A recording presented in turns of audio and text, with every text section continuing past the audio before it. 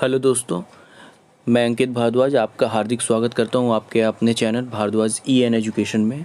दोस्तों, आज का हमारा टॉपिक है ह्यूमन फिजियोलॉजी, मानव शरीर क्रिया विज्ञान। दोस्तों, इससे पहले हमने पिछले वीडियो में आपको मुग़ल काल से संबंधित कुछ प्रश्न कराए थे दोस्तों।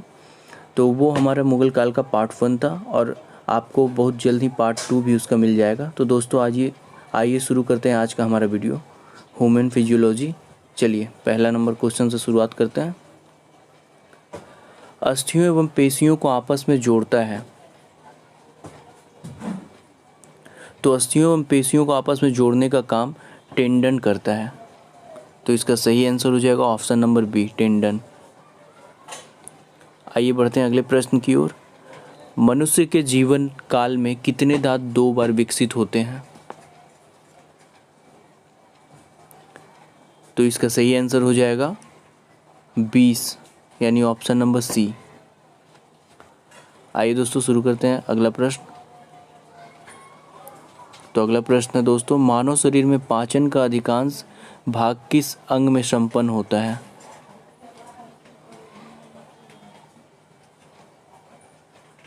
तो इसका सही आंसर हो जाएगा दोस्तों छोटी आंत, option number C, small intestine. आइए बढ़ते हैं अगले प्रश्न की ओर।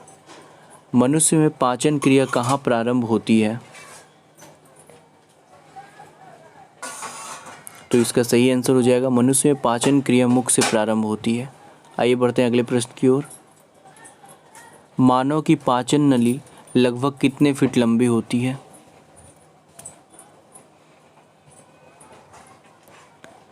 तो मानव की पाचन नली 32 फीट लंबी होती है, ऑप्शन नंबर डी। आइए बढ़ते हैं अगले प्रश्न की ओर। मुख में मंड अर्थात स्टार्च का शर्करा में पाचन किसके द्वारा होता है?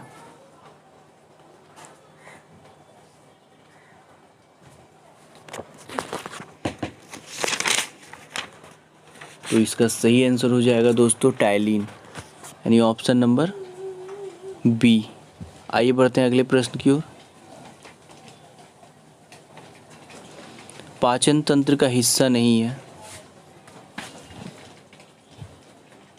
तो इसका सही आंसर हो जाएगा कॉर्निया।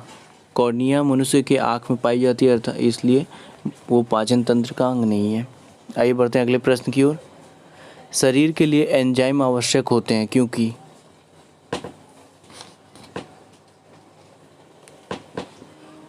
तो इसका सही आंसर हो जाएगा शरीर के लिए एंजाइम आवश्यक होते हैं क्योंकि ये जीव रासायनिक क्रियाओं के उत्प्रेरक हैं, अर्थात ऑप्शन नंबर डी।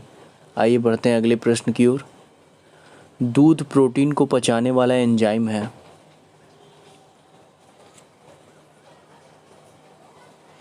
तो इसका सही आंसर हो जाएगा दूध प्रोटीन को पचाने वाला एंजाइम रेनिन होता है। आइए बढ़ते हैं अगले प्रश्न की ओर। अधिकतम पोषक तत्व रक्त में कहाँ से अवशोषित किए जाते हैं?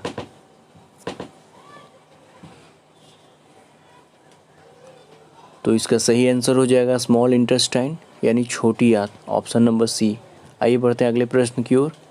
लार में कौन सा एंजाइम पाया जाता है?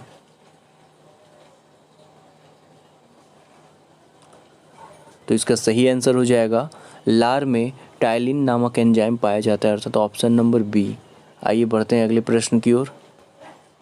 पेट में भोजन को पचाने के लिए निम्नलिखित में से किसकी खास आवश्यकता होती है?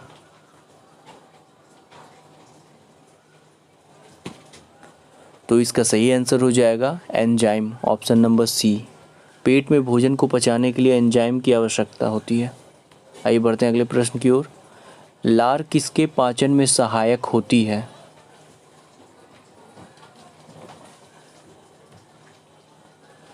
तो इसका सही आंसर हो जाएगा लार लार स्टार्च के पाचन में सहायक होती है, ऑप्शन नंबर बी। आइए बढ़ते हैं अगले प्रश्न की ओर। मानव के आमाशय में अम्ल एक्स उत्पन्न होता है जो भोजन के पाचन में सहायता करता है। तो एक्स क्या है?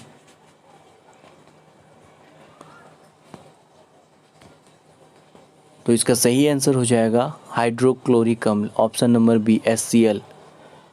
मानव के आमाशय में एक्स उत्पन्न होता है, वो हाइड्रोक्लोरिक अम्ल को ही बोला जाता है, HCl। आइए बढ़ते हैं अगले प्रश्न की ओर। मानव शरीर में भोजन का रक्त द्वारा अवशोषण कहाँ सर्वाधिक होता है?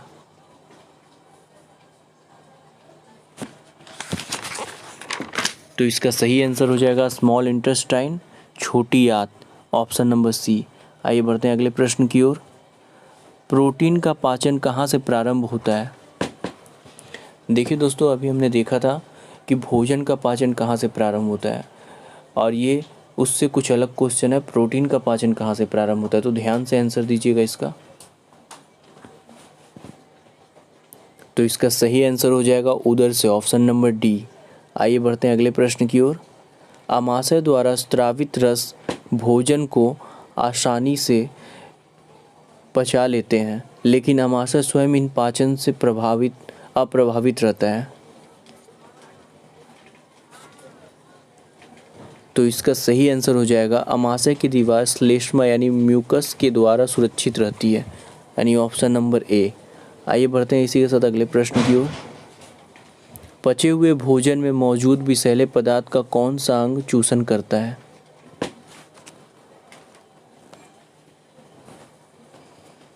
तो इसका सही आंसर हो जाएगा यकृत, ऑप्शन नंबर सी।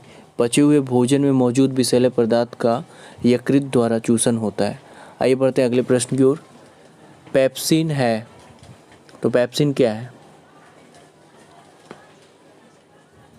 तो इसका सही आंसर हो जाएगा पेप्सिन एक एंजाइम है, ऑप्शन नंबर ए। आइए बढ़ते हैं इसी के साथ अगले प्रश्न की ओर। पेप्सिन बदल देता है,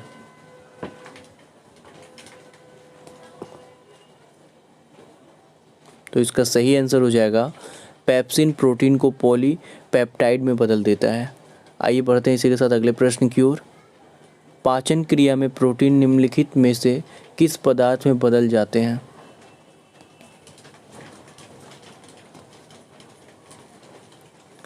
तो इसका सही आंसर हो जाएगा पाचन क्रिया में प्रोटीन एमिनो अम्ल में बदल जाते हैं। आइए बढ़ते हैं अगले प्रश्न की ओर।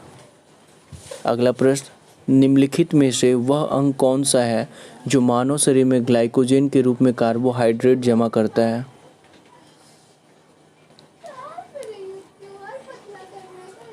तो इसका सही आंसर हो जाएगा यकृत।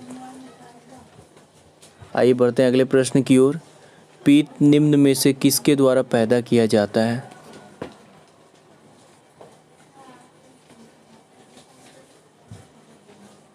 तो इसका सही आंसर हो जाएगा यकृत द्वारा। पित्त यकृत द्वारा पैदा किया जाता है। आइए बढ़ते हैं अगले प्रश्न की ओर। पित्त अर्थात बाइल जमा होता है, पित्त अर्थात बाइल जमा होता है, तो इसका सही आंसर हो जाएगा ग्रहणी में। तो इसका सही आंसर हो जाएगा पित्त ग्रहणी में जमा होता है, ऑप्शन नंबर बी। ग्रहणी में होता है। आइए बढ़ते हैं अगले प्रश्न की तो ओर। आगे बढ़ते हैं। पित्त बाइल का प्रमुख कार्य है।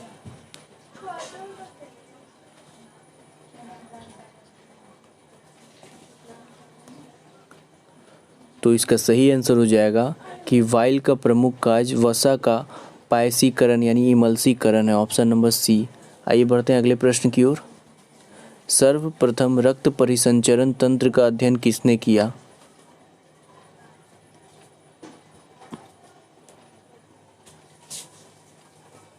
तो इसका सही आंसर हो जाएगा हार्वे, ऑप्शन नंबर डी। सर्वप्रथम रक्त परिसंचरण तंत्र का अध्ययन हार्वे के द्वारा किया गया था। आइए बढ़ते हैं अगले प्रश्न की ओर। पेसमेकर का संबंध किससे है?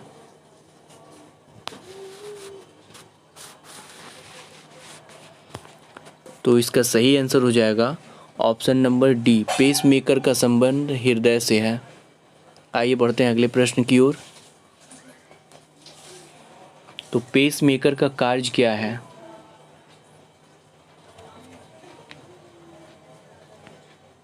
तो इसका सही आंसर हो जाएगा पेसमेकर का कार्य दिल की धड़कन प्रारंभ करना है, ऑप्शन नंबर सी। आइए बढ़ते हैं अगले प्रश्न की ओर। गति प्रेरक किससे संबंधित है?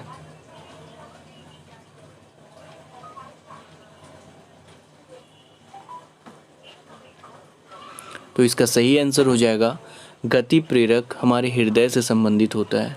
आइए बढ़ते हैं अगले प्रश्न की ओर। निम्नलिखित में से किनकी भित्तियों पर रक्त द्वारा डाले गए दबाव को रक्तदाब ब्लड प्रेशर कहते हैं?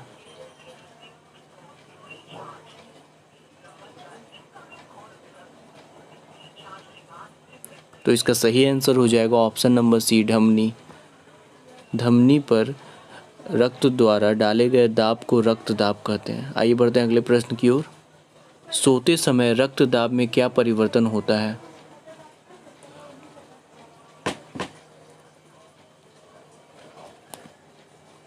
तो इसका सही आंसर हो जाएगा सोते समय मनुष्य का रक्त दाब घटता है, ऑप्शन नंबर बी। आइए बढ़ते हैं अगले प्रश्न की ओर। रुधिर दबाव ब्लड प्रेशर मापक यंत्र है।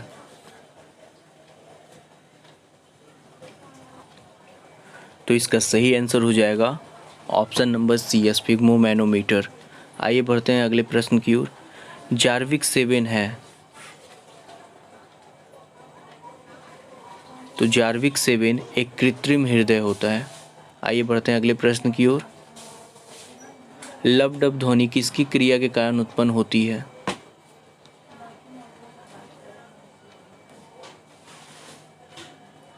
तो इसका सही आंसर हो जाएगा हृदय।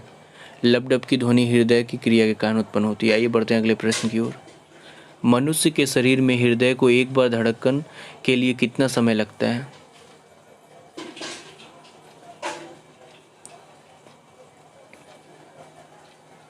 तो इसका सही आंसर हो जाएगा ऑप्शन नंबर डी, 0.8 सेकेंड। मनुष्य के शरीर में हृदय को धड़कने में 0.8 सेकेंड का समय लगता है। आइए बढ़ते हैं अगले प्रश्न की ओर। स्वस्थ मनुष्य में प्रति मिनट हृदय स्पंदन होता है।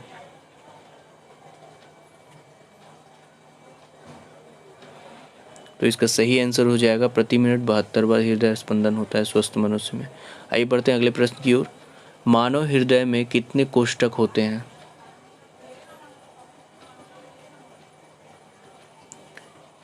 तो इसका सही आंसर हो जाएगा ऑप्शन नंबर सी, 4 कोष्ठक होते हैं। आइए बढ़ते हैं अगले प्रश्न की ओर। नाड़ी दर कहाँ से मापा जाता है?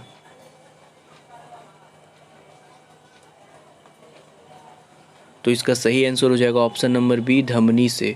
दोस्तों यहाँ पे मिस प्रिंट के वजह से वमनी टाइपिंग हो चुका है, परंतु यहाँ पे धमनी हो जाएगा। आइए बढ़ते हैं इसी के साथ अगले प्रश्न की ओर। एक किशोर वयस्क मनुष्य में सामान्य रक्तदाब कितना होता है?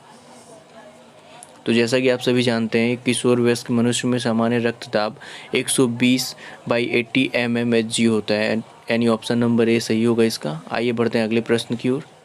दौड़ लगाते समय मनुष्य का रक्तचाप क्या होगा?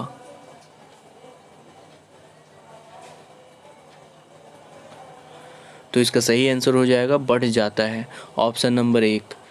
दौड़ लगाते समय मनुष्य का रक्तचाप बढ़ जाता है। आइए बढ़ते हैं अगले प्रश्न की ओर। सामान्य जीवन काल में मनुष्य का हृदय लगभग कितनी बार धड़कता है?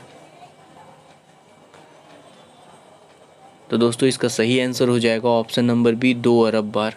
सामान्य जीवन काल में मनुष्य का हृदय 2 अरब बार धड़कता है। आइए बढ़ते हैं अगले प्रश्न की ओर। मानव शरीर में हृदय का कार्य है। तो इसका सही आंसर हो जाएगा पंपिंग स्टेशन की तरह। मानव शरीर में हृदय का कार्य पंपिंग स्टेशन की तरह होता है। आइए बढ़ते हैं अगले प्रश्न की ओर। शरीर की विशालतम धमनी है।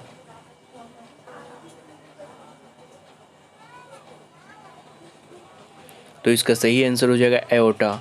शरीर की विशालतम धमनी को एओर्टा बोलते हैं, ऑप्शन नंबर बी सही हो जाएगा इसका। आइए बढ़ते हैं अगले प्रश्न की ओर। स्वस्थ मानव के शरीर में रक्त की कुल मात्रा कितनी होती है?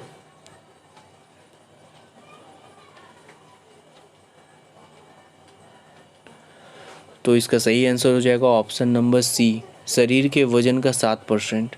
आइए बढ़ते हैं अगले प्रश्न की ओर। एक वयस्क में रक्त का औसत आयतन होता है।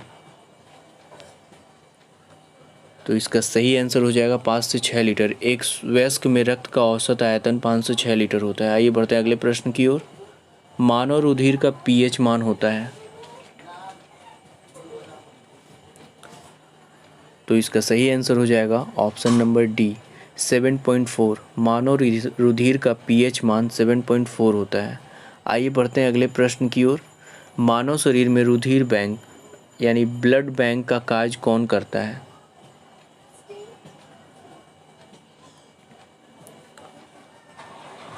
तो इसका सही आंसर हो जाएगा ऑप्शन नंबर ए, तिल्ली, प्लीहा, स्प्लीन।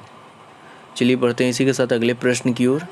मानव रक्त प्लाज्मा में प्रायः पानी की प्रतिशत मात्रा में कितनी भिन्नता होता है?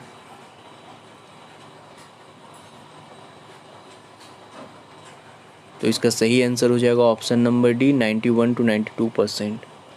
चलिए बढ़ते हैं अगले प्रश्न की ओर। रक्त में पाई जाने वाली धातु है।